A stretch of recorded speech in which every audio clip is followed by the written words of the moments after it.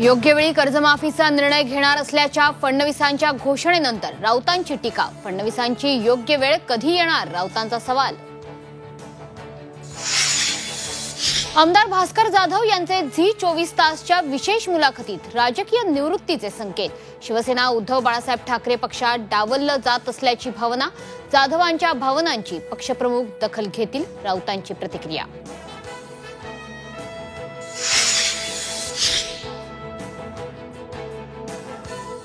अभी जो हुआ है वो तो न्यूज़रील थी, असली फिल्म शुरू होना और बाकी है. नागपुरातल्या कार्यक्रमात नितीन गडकरींचं सूचक विधान. गडकरींच्या विधानाची राजकीय वर्तुळात चर्चा.